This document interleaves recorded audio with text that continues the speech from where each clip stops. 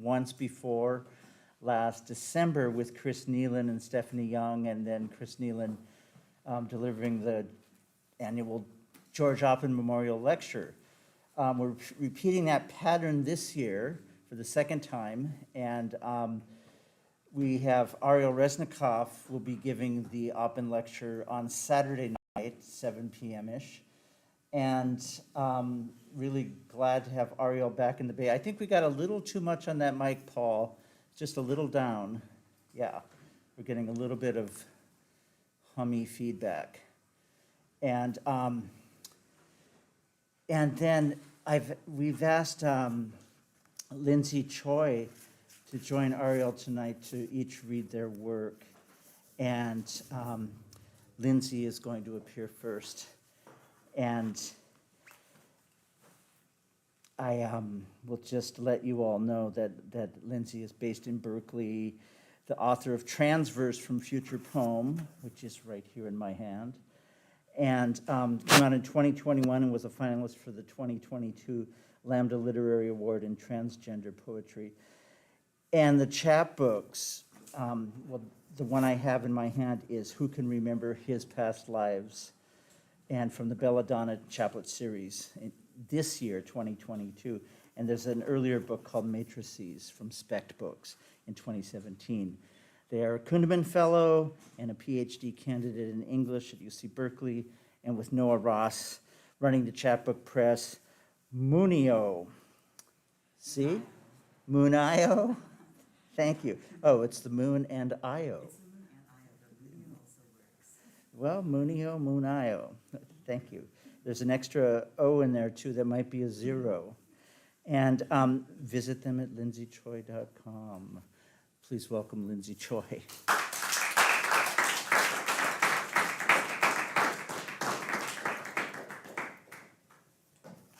Okay. Should I take my mask off? Okay. Hi, everyone. So, thanks so much for having me. I'm really excited to be here, but unfortunately, I don't have any new work except for one page of handwritten notes. So, a little more into the mic? Okay, great. So, my thanks and also my apologies. But I'm really excited to be reading with Ariel, and yeah, this reading is especially for those of you who have not heard this work before. Thank you.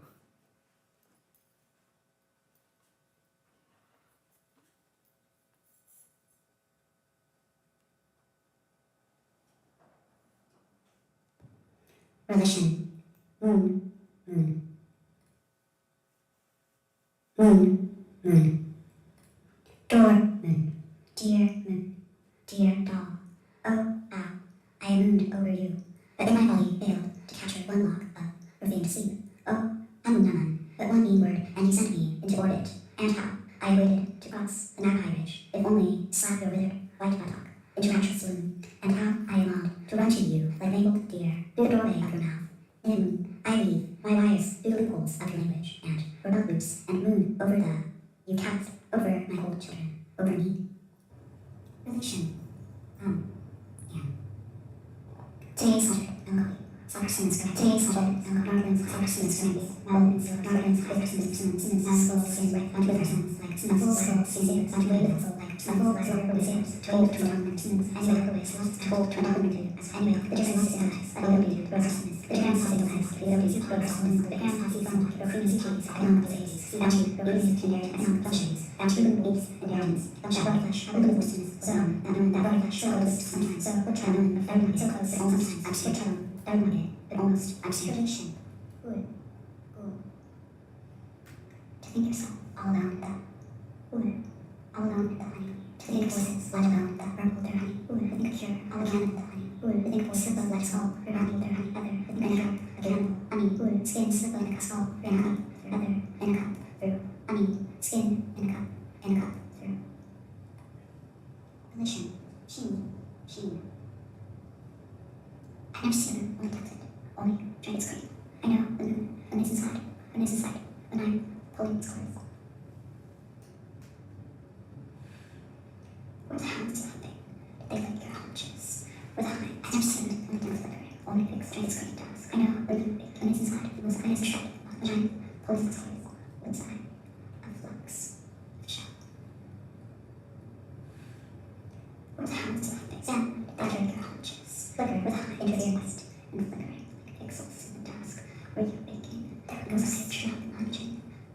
voices and a flux. The moon crashes and something.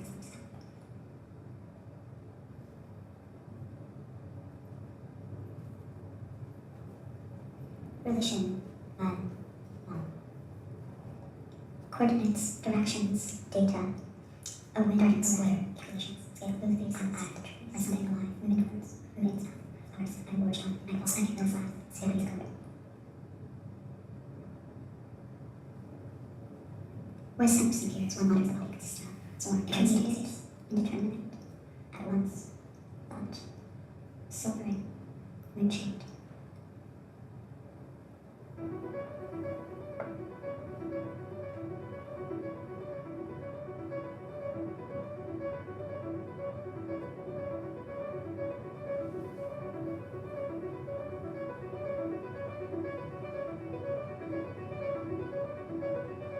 Minimalist composer Steve Reich's Piano Phase, 1967, marks Reich's first attempt to utilize season technique to live performance. The piece is performed by two pianists who begin by playing identical lines of music, lines to be repeated in cycles for the remainder of the piece, perfectly in sync. Gradually, one pianist will get to speed up, desynchronize, until the agent of desynchronization is playing exactly one note ahead of their counterpart. This gradual desynchronization is repeated for full 8 cycles. As the piece is considered process music, the process of desynchronization and its resultant discord, that which is not quite pleasing to the ear except in a vaguely intellectual sense, that which is pleasing in its recognizability of the vital part of the process which is the piece, is to be seen as delightful, constructive, aesthetic. To see the process itself as generative, to release the aesthetic object from the role presenting an aesthetic final product.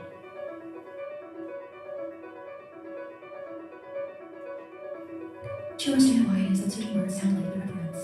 For example, that liquids are its consonants such as the English L, which triples, while others feel ever so silly wrong, simply unapt even at a phonetic level, not crinkle, feather, or mulch, but water, bird, and, disappointingly, language. Language. Oh no. Language. A horse, horses.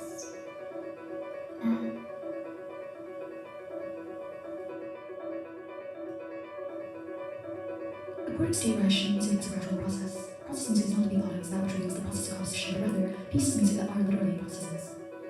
Parts, the as piano phase is not to be thought of as performance of the process of composition. The words not performance art, the way that Irving acknowledges words performance art. The artist is in the present. The burden of finding aesthetic product, of which the aestheticization of the process to release the process, is resheltered. The aesthetic product is, after all, the piece, which presents rather the performance process. Parts, composing process music is not a matter of revealing the process of composing, but a matter of composing the process. Obvious analogies arise. For example, with the aestheticization during discord desynchronization, piano phase models Lacan's eye, Milton's state and need, Hegel's dialectic, all manners of political discord revolt in relation. I recline in bed listening to the piano phase. I find myself sore and battered from the day's hardest dislikes. I foster a pet analogy, that the music lies in smashing lexicons and constant and negative process. After all, synchronization not to be thought of as an act of moving. An interruption, a guest, an asset, kin.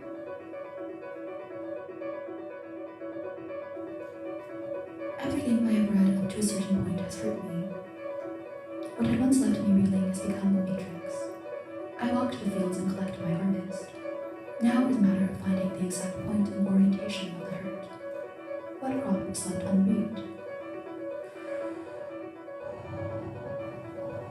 Yoksa, mystery, Oppen.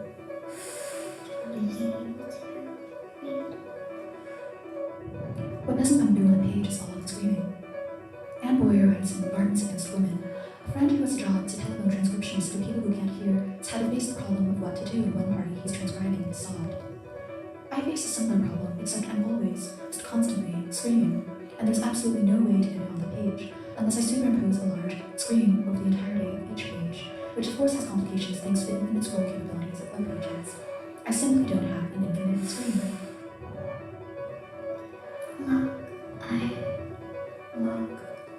I look at you. It's the obvious analogy with music. And Jimmy and I like your count childhood with such tenderness. I foster a pet project, string garden, over the representative week of each plant. This too is a poem. Can I wait? 밤의 꿀, 밤의 소리. 이제 숲은 전에 새롭게 To understand why it is that certain common sayings are perhaps necessarily untruthful, though not necessarily lies. The most common matter being, I'm not just saying this, you are doing exactly that. To quote Lynch's Dance and Muslims, I'm not asking you to die for me, they will die for me. 이거 엄마 먹을 oral suspension. Cleave to works, cleaving to works, to release death, listen.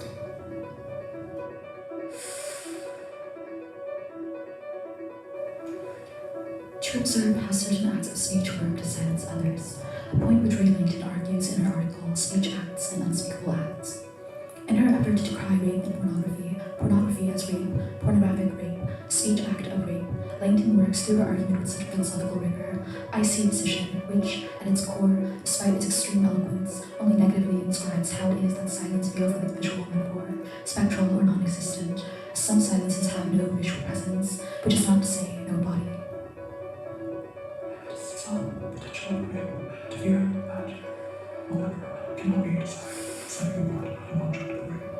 Almost anything will do. Ornate cuts, much,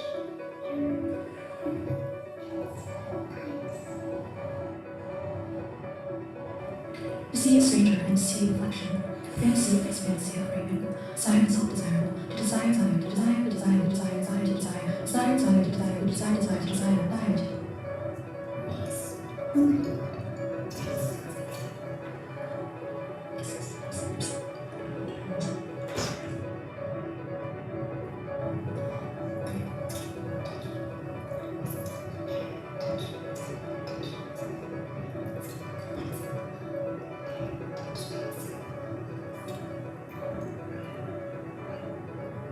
Oh, look at me. I'm screaming. I am extremely self-conscious. I'm screaming and I can't tell to make me more self-conscious.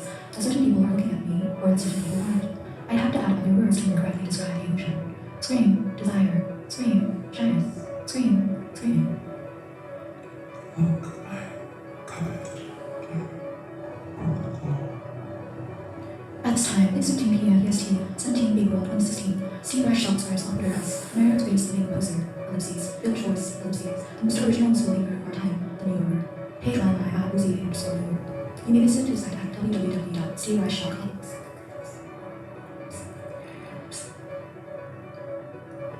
Conditions of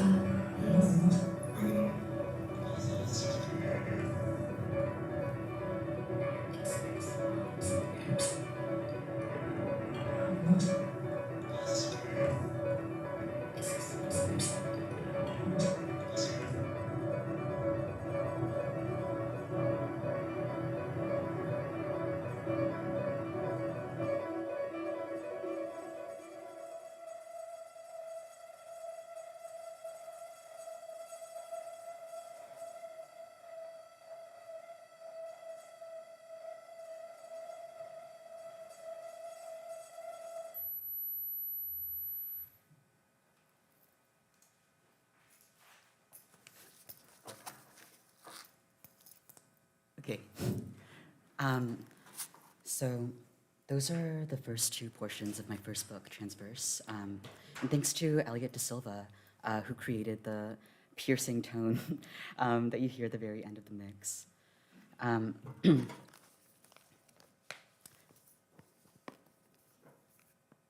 wanted to experience listening to that in a space besides my own apartment.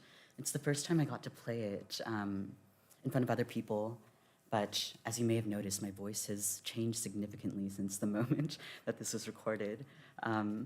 So I'm gonna read the last poem from the book. And it's one that I read at every reading. This is called Plate, after Ma'ana Mashabakis. A song of lamentation, a tune to whisper, grief in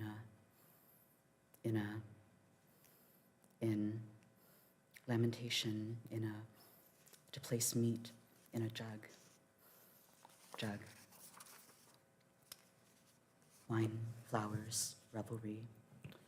To place in a wooden bowl, which epic poets are to drink water from, while lyric poets may enjoy wine and perhaps also flowers and revelry without regard for carnage or with heightened pleasure due to carnage. A particular vagueness entailed in kumquats, a precursor to grief, eggs in the nest of grief, which must also be placed in a wooden bowl to sun, like flower water, wine collected from a wooden floor, glass in its truest shadow, not a cup, nor a vase, nor a jug, but a lung, and sorrow, a bouquet or palette of particular monochrome colors, heart steak, pearl onion, more air, more moors, to relinquish dance, fall prey to love in the forgetting that all liquid must be fetched in a wooden bowl from a river into which one can never step twice and find the same river or sameness, though in the forgetting I have fetched body in a bowl from the very stream I have often peered for divination, though I have become uncertain if it is the same river, if it ever has been lined with birches, if the body I have brought back, if it is a body, if it become the same body, if the song I have whispered to the river, if it is indeed a song, if the wooden bowl I have fetched for love or grief or lamentation is the bowl that will fulfill this act of love, if it is an act of love to braid song, braid body, braid river, range. And then finally, I'm going to read something new-ish, that's going to be part of my upcoming manuscript titled Heliotrope. This poem is called Who Can Remember His Past Lives. It's loosely based on Uncle Boonme, who can recall his past lives, and it's for Nate. There's an epigraph. Things congeal as fragments of that which was subjugated. To rescue it means to love things. We cannot eliminate from the dialectics of the extant what is experienced in consciousness as an alien thing, negatively, coercion and heteronomy, but also the marred figure of what we should love. And that's Adorno from Negative Dialectics.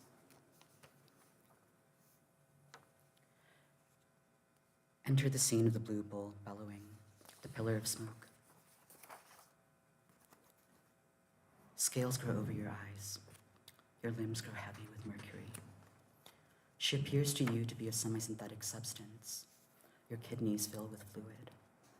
You appear to you to be a semi-synthetic substance. Your manufacture imparts the concept of your hand. It tips off the circuit. Your manufacture appears to you to be of your own design. Scales grow between you and your measures. Your manufacture is semi-translucent and full of fluid. She is held aloft in mercury. You appear to manifest an other. Fish move among your jewels. You appear to manifest an other and its apprehension. Memory operates as if within you. Your manufacture appears to you to be of your own self-same substance. Memory operates as if upon or becomes you. Your hands held aloft in mercury. Your concepts move among your jewels. You have exchanged much of your blood for lymph. Enter the pale bowl, bright smoke. Your hands held aloft in their self-same substance. Fish start amidst your thighs. As though you could establish equivalence without measure or price. She is held aloft as if enscaled. Your hands fill with fluid, as if by love possessed. Your skin is dry and of its self-same substance. When we investigate further, we find that all appears upside down. You emerge amidst your articulations. Fish move among your circuits. You have made yourself beautiful in vain. Scales operate as if within you. Your body is dry and appears to emit a low hum. Your jewels appear to move, as if by love possessed. You once appeared to be emitting a low light. Your skin is pebbled over like fruit. Your lips move as if within you. When caressed, your scales express a clear fluid. You are muddy and swollen with cold. Your manufacture appears to you to be your own hand. You emerge garbed in your exchanges. Your manufacture appears to you to operate as a semi-synthetic substance. You appear to move amongst the exterior of event. In your book, all my parts have been written, as if of greater mass held aloft in smoke. You hold the child aloft. You appear to be an agent of synchrony. It appears to emit a lunar hum, as if of greater musculature aloft in smoke. Its skin smells powdery and lactic. Your lips move as if among fish. Your color manufactures intercourse with the exterior of event. You appear to exchange position with your self-same substance, as with fish which become light. Your eyes flicker as if within you. Your bones are permeated with phosphorus. She appears as either frequency or motion. Thus you appear to emit a low light, for he gives to his beloveds sleep. You consider yourself a student of desire. If you are beholden not to another's wants, then doubly so for another's needs. You indulge your vanities in enjoying not your semblance. When you appear, you appear. Fish dart amongst your jewels. You indulge your vanities in the pretense that they belong to another. You toil not, neither do you spin. Your color manufactures intercourse with the semblance of event.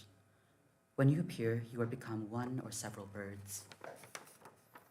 You dismiss sentiment as a craze for memory. You balance a series of flat stones upon your thighs. Thus you take heart in your ability to act as a scrim. You balance a series of flat stones upon your throat. You recognize all but your own self-same substance. Thus you refuse longing. You ponder the degree to which your abstractions are merely ornamental. Thus you nullify contact. Your body is tiny and ornamental. Thus you appear to eject a low light. That's what I have so far. Thank you.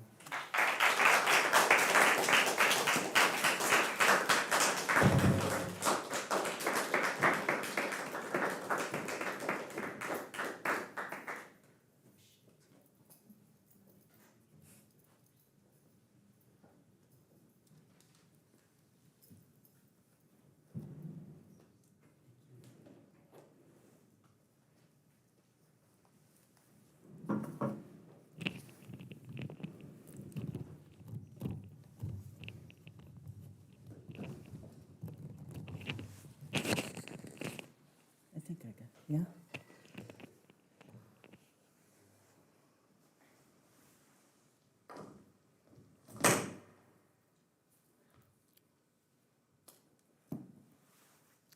There we go.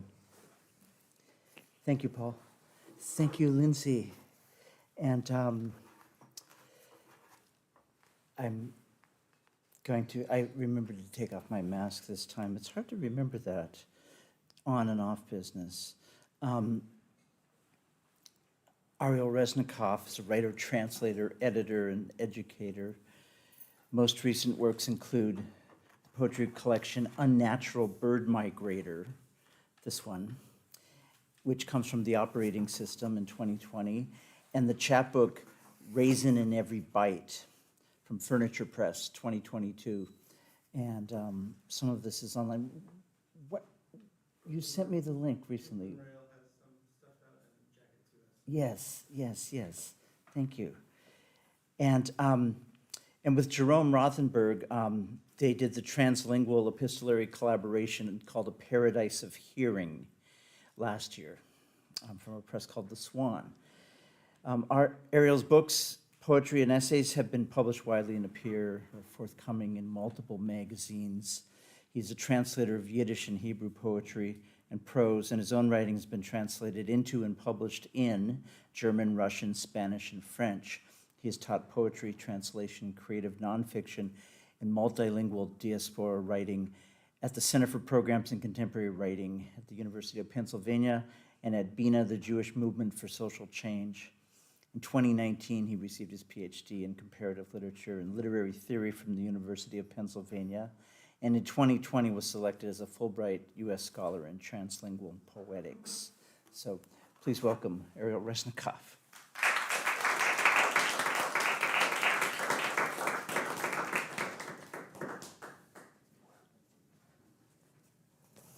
Hey everyone, great to be here. I just came off the road from Southern California, so it's like arriving in downtown Berkeley to so many loving faces. It's a homecoming. I spent a lot of time in this neighborhood. So I'm going to be reading, can everybody hear me okay? Is that all right? I'm going to be reading mostly from this new pamphlet that's out from Furniture called Raisin in Every Bite. But I'll just say that, I'm in the country for like 10 days, and both publishers sent me extra copies of stuff. So I do have, if you don't have a copy of this, this is my A Natural Bird Migrator. I have some extra copies in my backpack. I'm happy to sell them to you or give them to you. And I have some extra copies also of this. In fact, I delivered the box to the media center. So when I arrived, Steve said, "You have a package."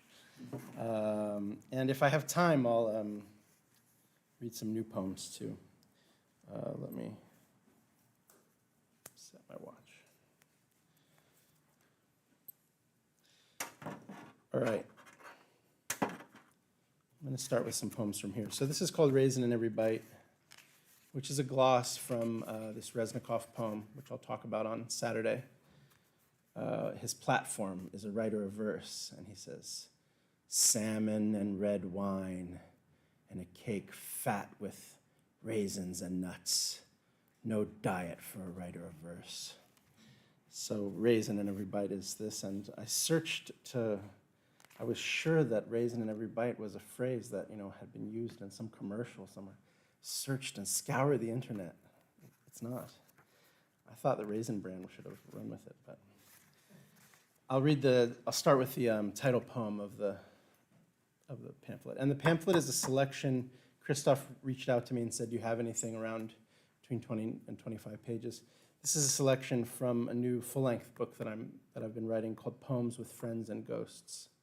And they're sort of devotional notebook poems. They're poems that are like letters which bring the living and the dead together. Raisin in Every Bite with Jason Mitchell. A bush and hedge salivates agelessness. Faith healers, radical faithlessness, chord thrumming, pod scum pixie goths, thumb wrestle into nothingless guests. A genre or chance propels us toward choice.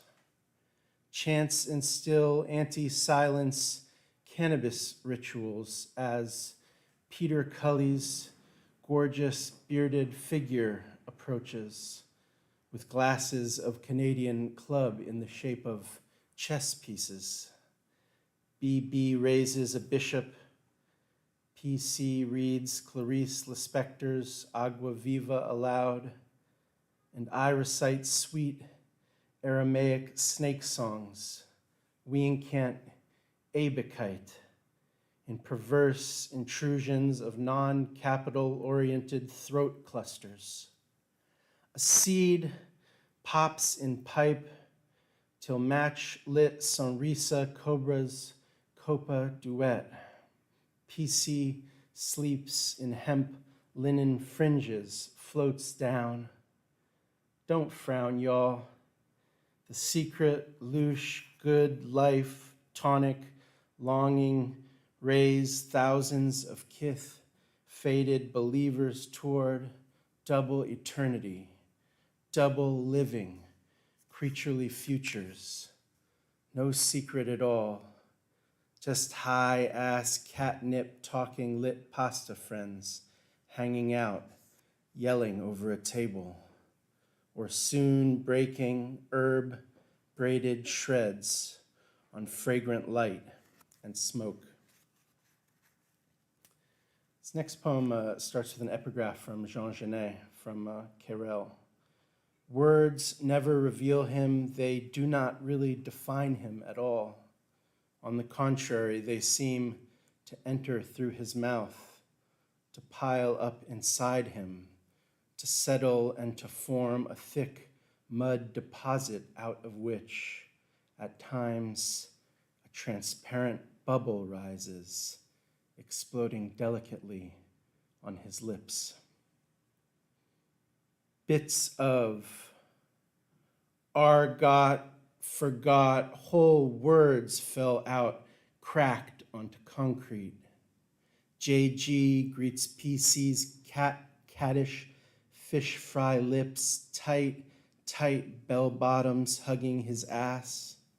Wasn't it Querelle who spoke in harmony's disharmonious remains? Smoke up, Sarah laughs, rips a page from Our Lady, writes a letter aloud in whispers, walking us through dense desert blooms while marking PC's left arm with a tattoo. It reads, "Light is sufficient." After Kafka with Anselm. Pressure, morning, crows hop, foraging, impossibility movements. The sky looks up, giant blue yarmulke, Nazar ocean, I in raging storm.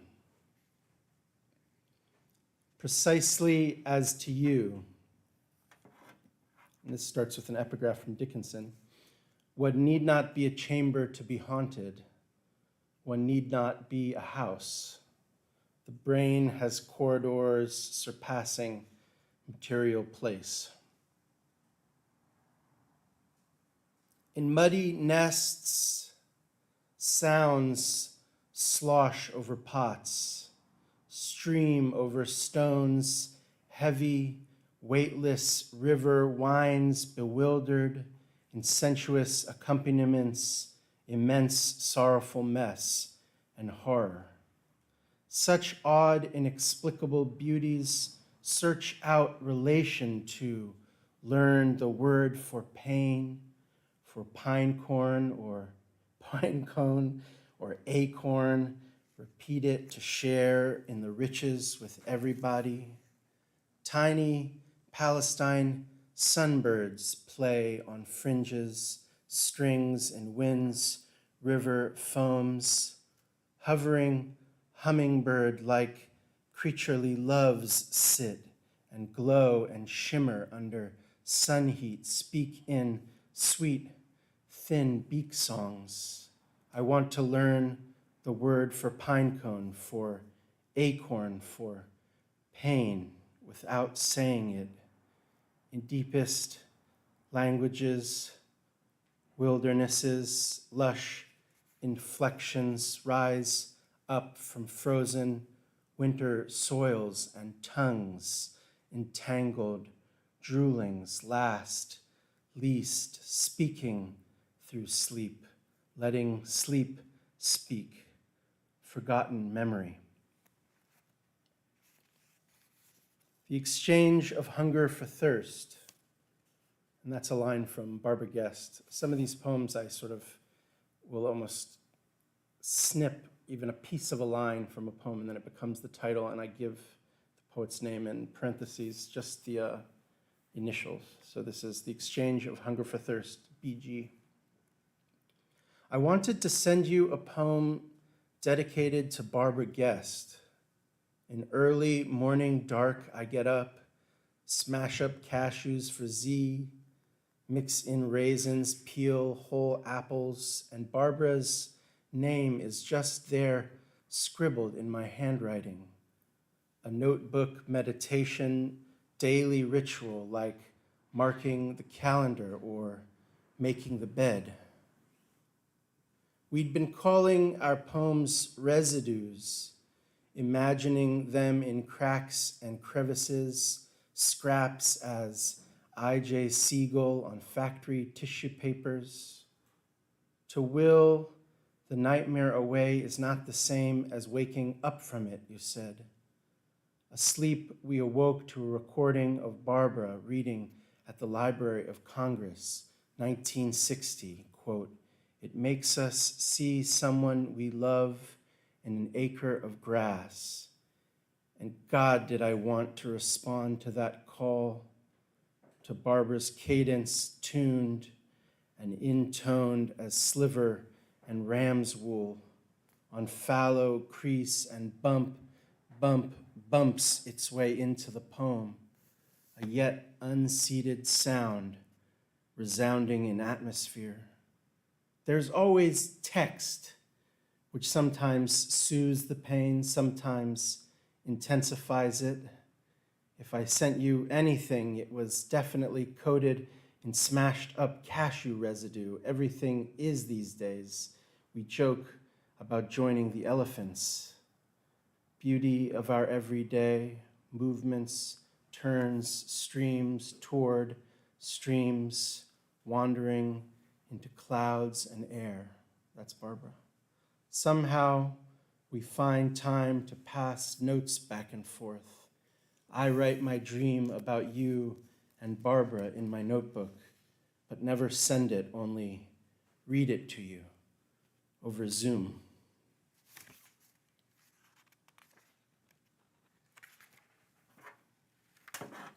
Psyphosis. This begins with an epigraph from the great Bernadette Mayer, who I just learned is maybe in her last days. Maybe she's watching. Hi, Bernadette. Probably not. Psyphosis. In all, many things may fall, Bernadette. Take your time. It's all we've got anymore. That hand-knit scarf is so you.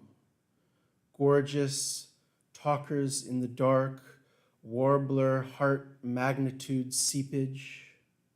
On shoestring sutures, routines collided, mud fleece dragged over sloppy earth as drunk arriving home after bar parks car on lawn. Dear reader, who else took me in through such plenitudes but you? This memory of loss, having forgotten what was lost, in prosthetic tongue held in stilts above heaving sky, torpid popsicle brain, clay ovens, furs, crops of boar's head, apothecaries failing time when time's failing. If hope is also theft, steal back your time. Who else can help but your friends? The waves, seas, cloven shaker routines, touched lips in honey or buzzing, pleasure therapies on forehead and ass, lasting hours on end. Growling leaves, sun snaps its eyes, longing toward sight, and price paid in water, and pack well and measure depth against time.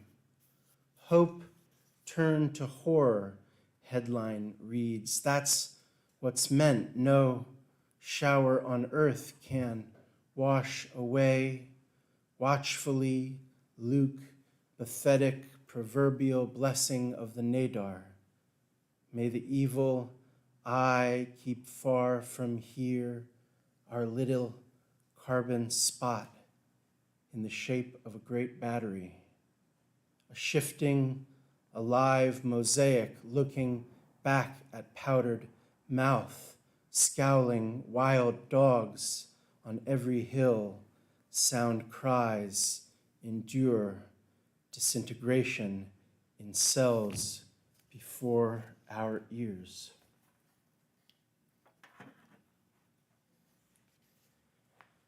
Current state. I'm reminded that this was written 1 year after Diane de Prima's death, and now it's just been 2 years.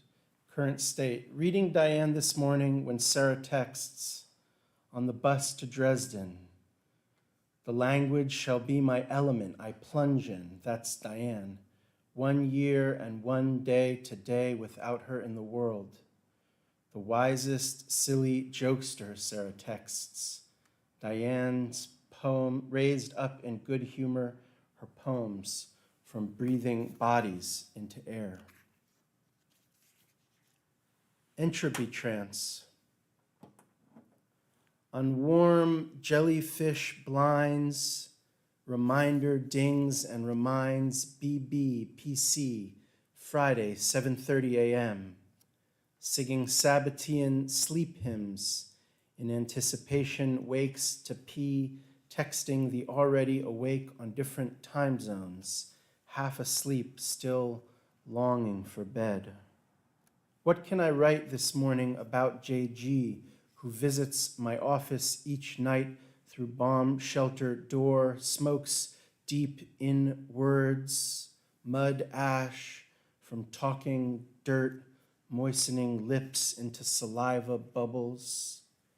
What can I tell you of PC, who I never met but who visits in the form of a good word between poets, a sweet, salty fume grown into word world from grave beyond grave? Others you'll meet in their poems, at the Mallard on a rogue Tuesday eve. Why call this conjuring the dead when we can say hanging out, that life beyond death in language so perverse as to exist for love alone with no ulterior? Love is not the subject of this poem, but its seed and fermentation.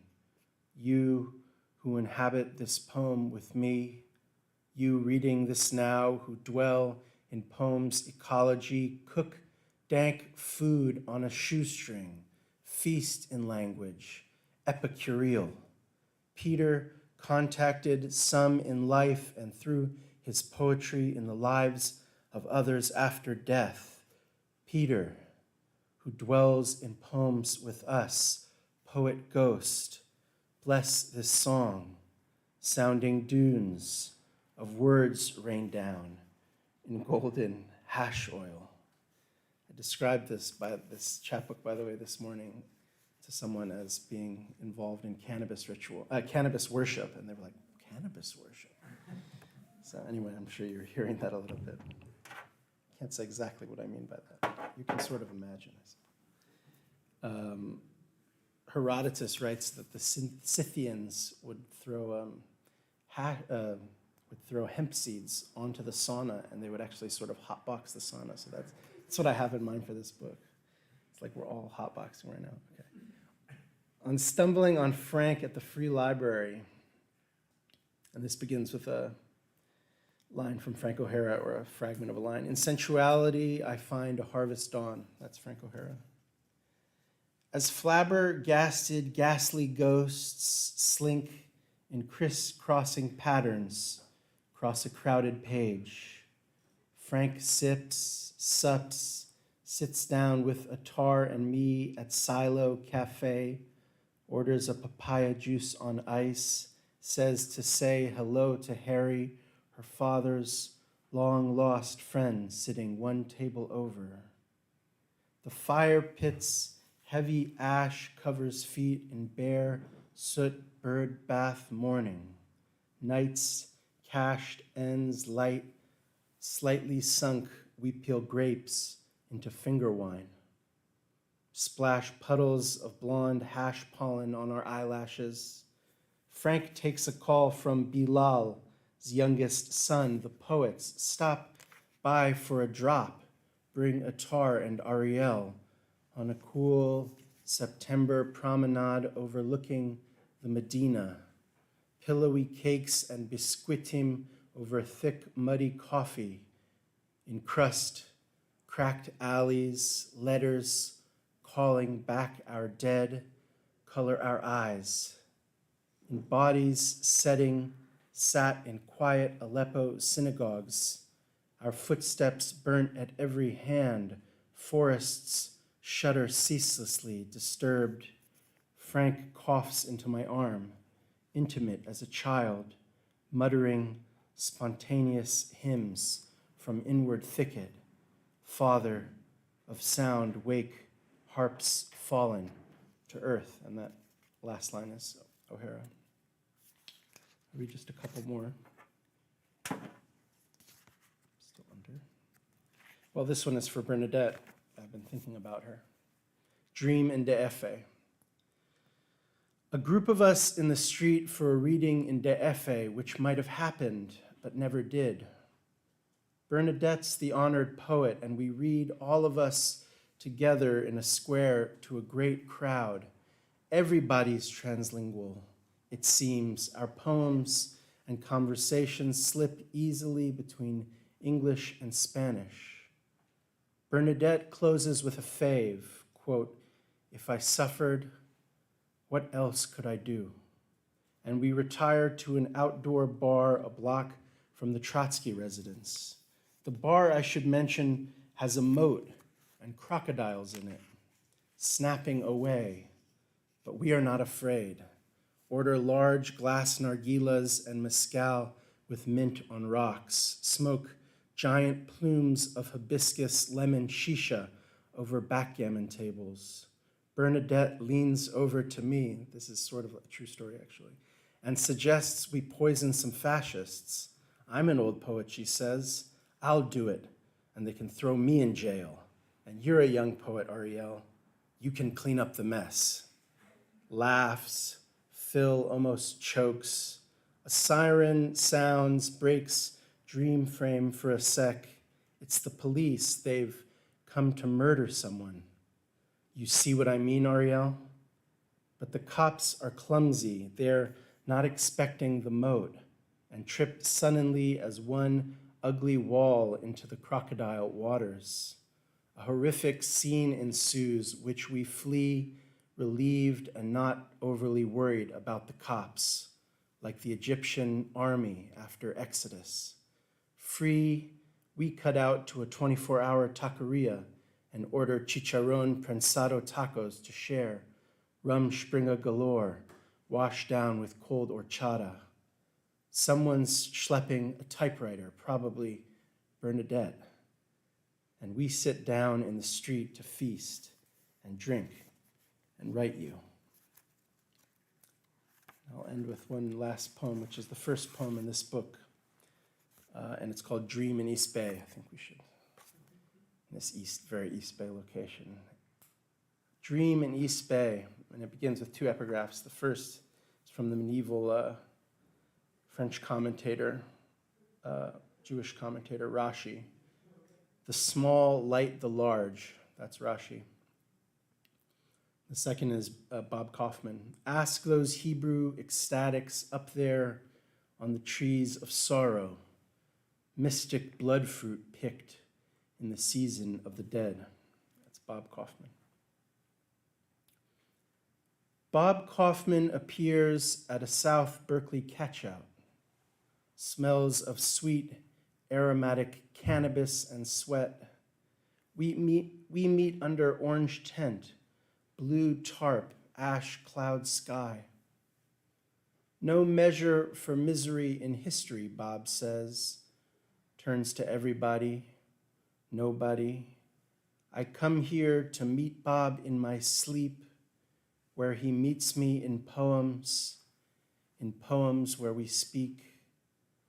Distemporal whispering carbon marks, soot from former fires, fucks unceremoniously as brain touching glass. In fish eye lives Hasidic Rebbe just behind retina. Bob snorts Talmudic rubble, bramble-bearded bubbele, and zuckt mir epis zis, throats and licks a poem. In our mutual absence, the camp has been here for years, since I was born, since Bob died. With birth, memory, Bob reminds me of something Cecilia taught in Oakland, in Santiago, the feeling of glacier under feet, under heat sounds of life now dripping into oblivion. One night when JG visits, Bob comes along for the ride to the camp beside the main catch-out in Emeryville, carrying a mouth harp like Charlie Murrow, sings to us in rasping acoustics, decoding a passage from Carrel, quote, "What new body would be his?" The voices of ghosts flooding him, behind us fires ripping through shipping containers, piles of disposable gloves and masks cover old mattresses. When Cecilia speaks in memory, I see in her eyes ancient footlights. I weep in my hands quietly, not to make smoke. During silent melting icicles, hail scatters, wakening snow wolves in ice forests. At villages, canary coats, where altar begs archaeoforensics reveal traces of frankincense and cannabis, not quite as unfathomable as falsifying a record and calling it faith. Bob reads over ecstatic Hebrew at the far end of the camp, runs into Ashby Flea Market, a fete-like atmosphere of drummers and rough handlers, spots Kathleen pushing Larry. Dear Larry, who my father speaks to in shul without knowing who he is, my father who's always checking to make sure Larry has everything he needs. He does. One night in El Cerrito, digging through photos, Larry's face in that moment, waiting for traffic to pass. In deep memory wells, poetry swells, with Bob rubbing his hands together to relieve stress, Cecilia whispering over red yarn, movement of the Bayward gulls turning north of west, past San Pablo, on far side of El Sobrante, yes, even that far north, where once I fell asleep at the wheel. The last camp we visit across creeks from tracks, ugly sludge-heavy lips, harness earth. Still nights we spend, cracked open in air. It doesn't add up. Adjustments agitate nocturnal, caressing silk eyes, insinuous, sonorous embrace, mouth to mouth, breath to breath. Thank you.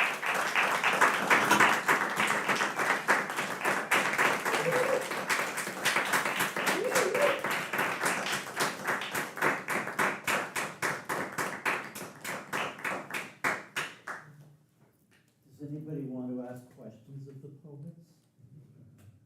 Anybody out there in question land? Come back on Saturday for Ariel's Oppen lecture, 7 o'clock. Yeah, we'll watch videos of Resnikoff.